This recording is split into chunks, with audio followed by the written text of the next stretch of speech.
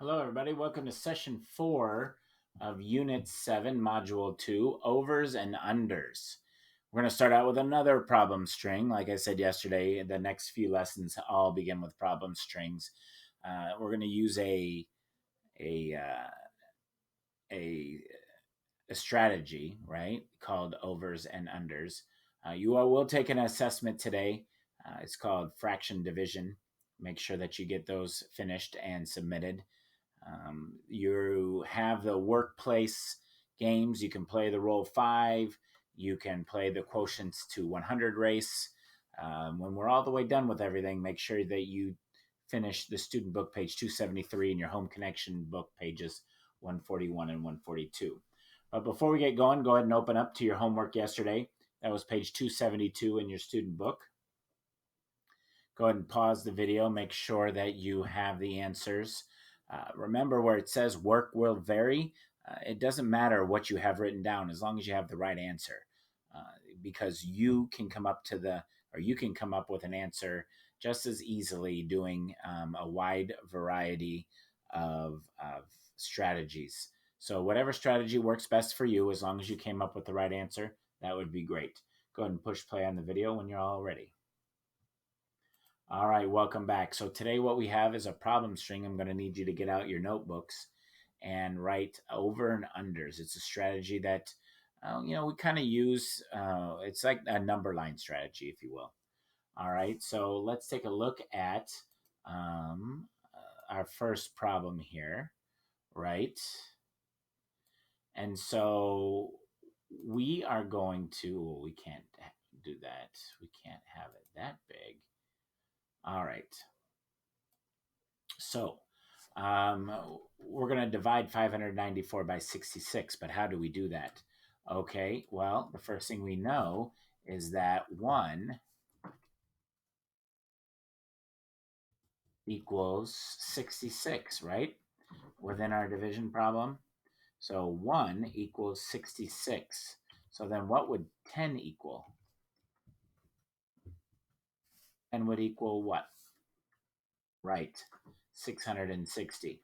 Now we only need to get to 594, so that is just a little much, right?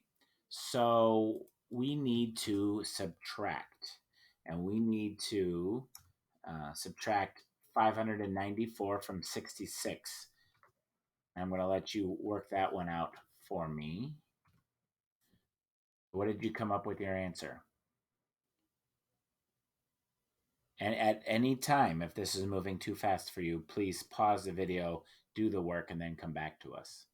Right, if you subtract 660 or 594 from 660, you get 66. And we know that 1 equals 66. So if we subtract 1, 9 would equal 594. So our answer would be 9. Pretty cool, huh? Okay, let's do the next one. We're going to set the problem up the very same way. So what I'm going to do is I'm going to copy and paste this. Control C, Control V, and then just bring that line down just a little bit. But instead of subtracting, because we have less, we actually have more. So we have to add more to 660, right? So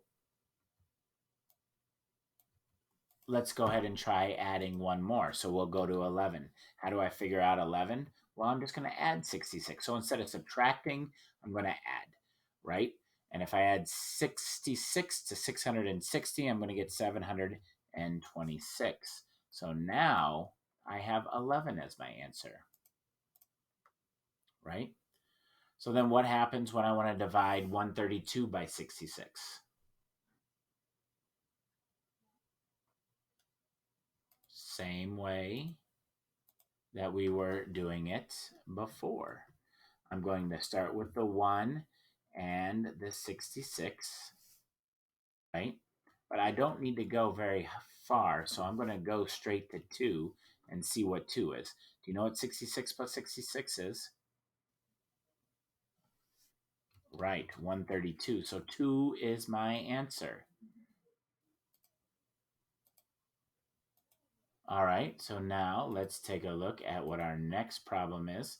We're going to be, we have some similarities here. What is the difference between these two numbers? Right, all I'm doing is adding a 0, right? So that means that's 10 times whatever this is. So I can use this same, I can use the same pattern to help me solve that answer. But then instead of going to 2, I go 10 times, which is 20. And that will equal 1, 3, 2, and then 0, right? When I'm multiplying by 2. So now my answer is 20. Awesome. Okay, so now how can I use this problem in my problem string to equal 1,386?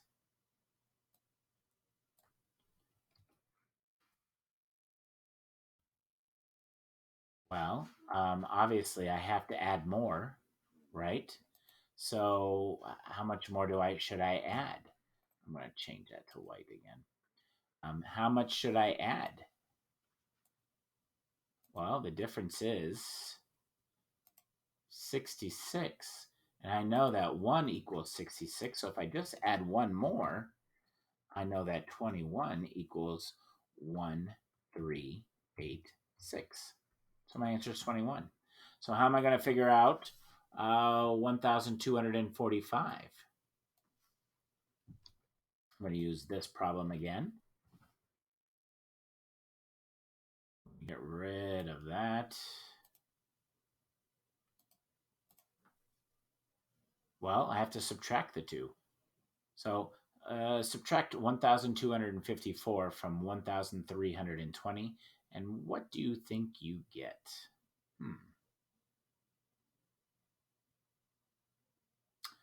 Yeah, 66 again. So I have to go one less. And then that gives me 1, 2, 5, 4. Right? I'm not needing to do all of this extra work and extra. I'm not having to do the standard algorithm. I'm not having to do anything. I'm just looking over and under some tens, right? So now let's look at 660 or 66 into 6,600. How are we going to solve that one? Well, we know 1 is 66, right? And then I know that 10 is 660. And if I look at 660, well, that's pretty close. That's that number here minus a 0. So if I just multiply it by another 10 powers of 10, right? Then that equals 6,600. So my answer is 100. Awesome. Okay, try this next one. Pause the video and see if you can come up with the answer to this one. All right, welcome back. So now what we're going to do is we're going to look at this problem. What direction do we need to go? Do we need to add more to our total or do we need to subtract? And we need to subtract. And how much do we need to subtract to get to 468? So when I subtract 6,600,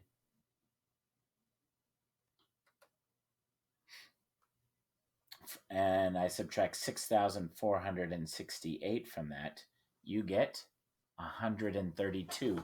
Now, how can I figure out what 132 is? Because I use my problem string, and look at this.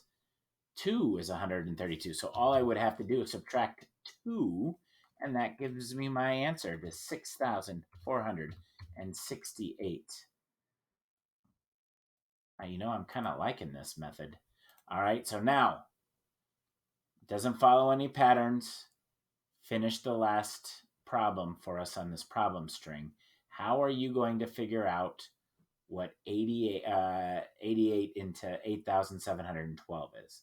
Don't use a standard algorithm. Use the ratio tables of overs and unders. We're either going to use a 10, 100. What should we use to get to as close to the answer as we can using a base 10 number, and then we're going to subtract or add. All right, so I hope you got it. If you haven't, if you need more time to work on it, please pause the video. I don't want to ruin the answer for you. But right now, we know that 1 equals 88, right? 10 equals 880. 2, not enough, not enough. So we need 100, and we know that equals 8,800. So what are we going to do? We need to now subtract 8,712 from 8,800. What did you get? Have you gotten that answer yet? Go ahead and pause the video and figure it out. Well, you should have realized that it's only 88 less. So that's just one less. So that gives me 99 for my answer for 8,712. Great work today. Right? It's math. It's patterns. It's pretty easy. Once you open your eyes and figure out that, it's just a pattern, it becomes pretty easy. All right, now in your Seesaw folders or in your notebooks somewhere, or not in your notebooks, but in your Seesaw folders or in your Google Drive or somewhere, your teachers assigned you our next assessment. It's a fraction division assessment. So you're going to have to either divide a fraction into a whole number or divide a whole number into a fraction. Now it's two different answers. It's not the same answers. We don't have the same properties that we have with addition and multiplication. So you're going to come up with a different answer for each one. So please show as much work as you can. Make sure you are labeling your answers, especially if we're talking about story problems, and you are just showing that you are that you have this ability to do it. If you don't, and that's no big deal. If you struggle with it, email your teachers. Get in contact with them. They're going to be more than happy to work through any of these problems with you and make sure that you get it, because ultimately with what we're dealing with, it's more important for us to know that you are working real hard and you are trying your best. And if you just reach out to a teacher, they'd be more than happy to help you work through this, even though it is an assessment and a checkpoint. I believe you'll find that most of us will help you through it and make sure that you understand. Okay, once you're done with your assessment and you've submitted it to your teachers, you have your May and Unit 7 online resources. Go ahead and grab those workplace games again, right? That quotient game, the Roll 5 game. But you also need to make sure that your student book page 273 and home connection pages 141 and 142 are completed for the next lesson. All right. So if you have any questions, contact your teacher as soon as possible. They'll get in contact with you as quickly, I'm sure, as they can, and help you work through any of the problems that you may be having. If you don't have any problems, great. Move on to the next thing. Just have a great day and enjoy math.